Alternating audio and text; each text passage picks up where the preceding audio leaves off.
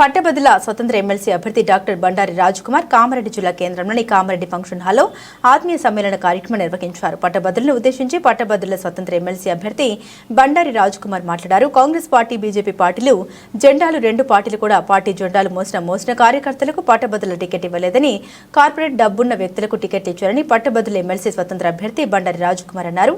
గత ప్రభుత్వం నిరుద్యోగుల్ని విస్మరించిందని, ఈ ప్రభుత్వం కూడా 15,000 ఉద్యోగాలు ఇచ్చి 55,000గా చెప్పుకుంటూ ఉందన్నారు. నిరుద్యోగులతో గద్దెనెక్కి వారిని మర్చిపోయారన్నారు. తెలంగాణ చరిత్రలో స్వతంత్ర అభ్యర్థి స్వచ్ఛందంగా ముందుకు వచ్చి గెలిపించబోతున్నారని, కామారెడ్డి నుండి నా యొక్క విజయోత్సవ ర్యాలీ చేపడతామని ఆశాభావం వ్యక్తం చేశారు. ఇది నేను చెప్పాలనే చెప్తున్నా అంటే అధికారం ఉన్నా లేకున్నా మనిషి ఒకే విధంగా ఉండాలి. నేను నిరుద్యోగం సార్, నాకు జాబ్ రాలేదు. ఎగ్జాంపుల్ ఇది కాదు అని ఎగ్జాంపుల్ 129 ర్యాంక్ వస్తే రాలేదు, కానీ 3,000 ర్యాంక్ వచ్చిన వాడికి జాబ్ వచ్చింది. అంటే దీని వల్ల చాలా ఆ యొక్క నిరుద్యోగుల తరఫున చాలా పెద్ద డిమాండ్స్ అది. ఇంకోటి ఏంటంటే ఏ నోటిఫికేషన్లో కోరుకొని ఏరుకొని తెచ్చుకున్న బీఆర్ఎస్ గవర్నమెంట్ కూడా మాకు ఎలాంటి న్యాయం జరగలేదు సార్. గత 10 సంవత్సరాలు ఒక్క గ్రూప్ 1 నోటిఫికేషన్ అంట, ఒక్క నోటిఫికేషన్ అంట. అంటే మన ఎంత బాధ ఉంటుందో చెప్పండి మీరు. గ్రూప్ 2 నోటిఫికేషన్ లాస్ట్ నోటిఫికేషన్ ఎప్పుడు ఇచ్చారంటే 2016 సార్. అది ఎప్పుడు భర్తీ చేసిందంటే 2019.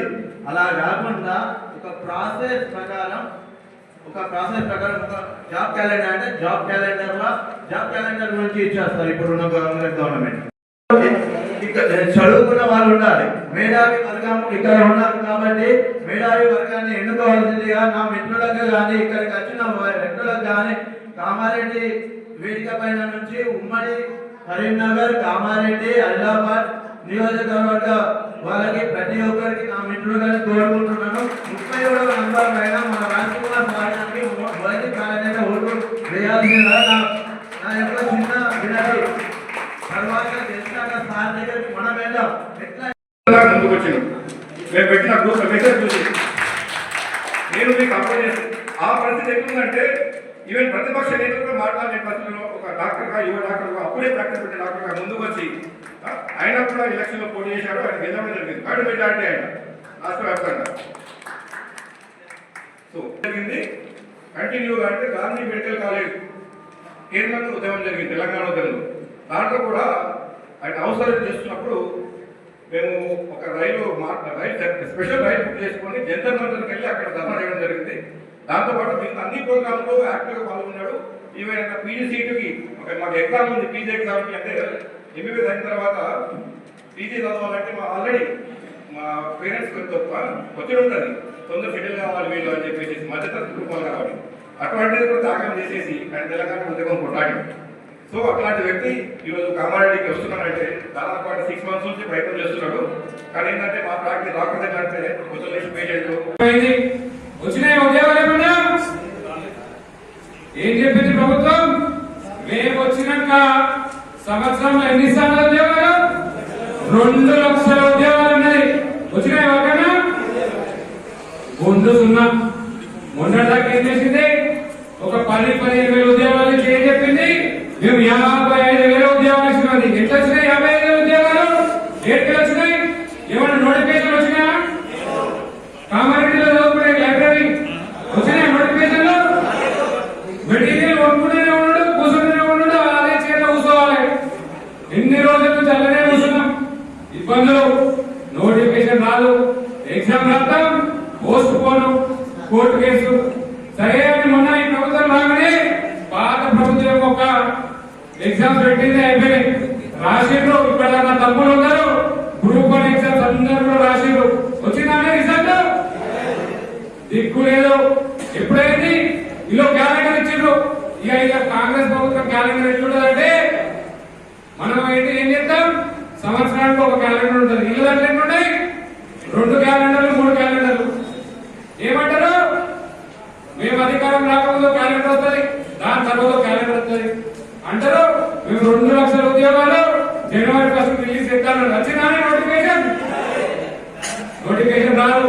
ఎందుకు ఇచ్చిండ? ఎవరన్నా తెలిసి మన ఇచ్చిండ ఎవరికన్నా? కాంగ్రెస్ పార్టీ మొత్తాన్ని నిరుద్యోగం విస్మరించింది. కాంగ్రెస్ కార్యకర్తలు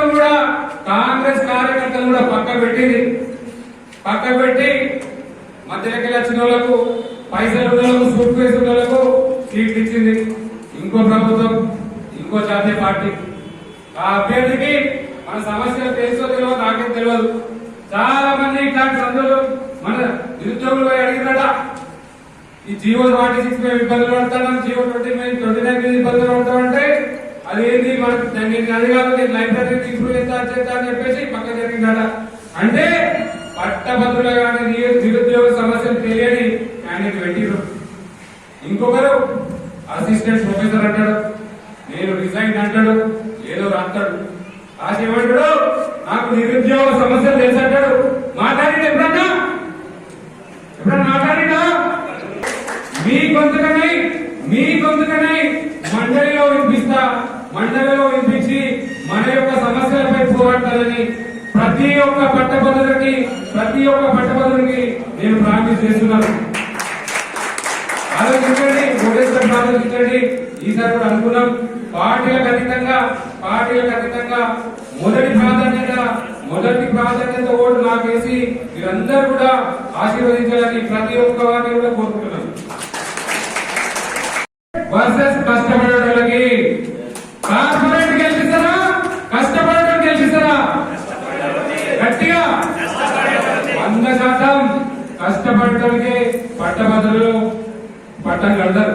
ఎందుకంటే పట్టభద్రులు ఓటేసేటప్పుడు ఆలోచిస్తారు. ఈ జనరల్ ఎలక్షన్స్ కావు. పట్టభద్రులు జీవో 46 వల్ల